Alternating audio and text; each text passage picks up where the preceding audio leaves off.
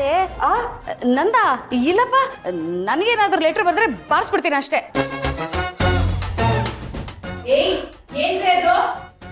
ಅಮ್ಮ ಲೆಟರು ಕೊಡೆ, ನಾನು ಓದ್ತೀನಿ. ಹೇ, ಬೇರೆಯವ್ರ ಲೆಟರ್ನ ಹಾಗೆಲ್ಲ ಓದ್ಬಾರ್ದು. ಕೊಡಮ್ಮ ಇಲ್ಲಿ. ನಮ್ಗೆ ಸ್ಕೂಲಲ್ಲಿ ಲೆಟರ್ ರೈಟಿಂಗ್ ಹೇಳ್ಕೊಡ್ತಾರೆ, ಲೆಟರ್ ರೀಡಿಂಗ್ ಮಾಡ್ಬಾರ್ದಾ? ಅಮ್ಮ, ನಮ್ಮನೆ ಅಡ್ರೆಸ್ ಬರ್ದಿದೆ, ನಮ್ಮನೆಗೆ ಬಂದಿರೋದು. ನಮ್ಮನೆಗೆ ಬಂದಿದೆ ಅಂದ್ರೆ ನಮ್ಮನೆಯವ್ರದೇ ಯಾರ್ದೋ letter. Middle class family main rule, no privacy.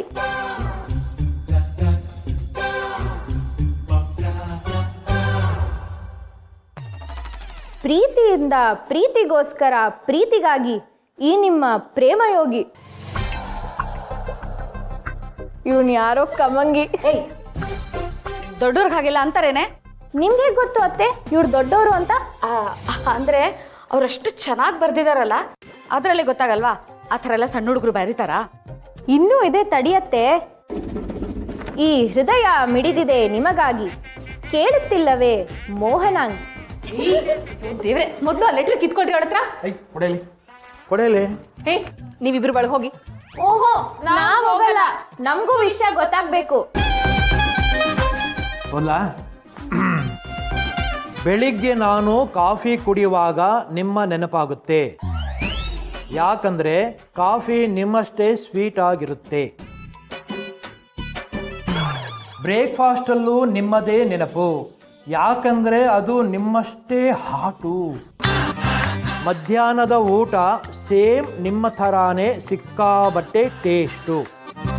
ವಾ, ಇವನಾರೋ ತಿಂಡಿ ಪೋತನೇ ಇರಬೇಕು. ರಾತ್ರಿ ನಿದ್ದೆಲೂ ನಿಮ್ಮದೇ ನೆನಪು, ನನ್ನ ಕನಸು ನಿಮ್ಮಷ್ಟೇ ಕ್ಯೂಟ್ ಆಗಿರುತ್ತೆ.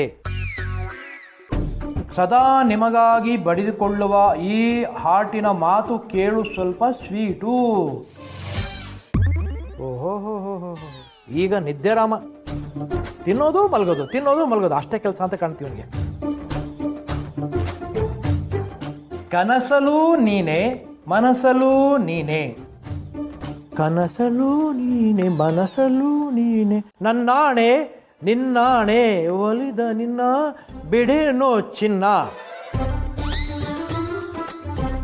ಅಯ್ಯೋ, ಅಲ್ಲ, ಈ ಲವ್ ಲೆಟರ್ ಬರೆಯೋರು ಯಾಕೆ ಕವಿತೆಗಳನ್ನ ಕದೀತಾರೆ ಅಂತ. ಈಗಿನ ಕಾಲದ ಹುಡುಗರೆಲ್ಲ ಏನಾಗಿದೆ ಅಂತ. ನಮ್ಮ ಕಾಲದಲ್ಲಿ ಹೇಗಿತ್ತು ಗೊತ್ತಾ?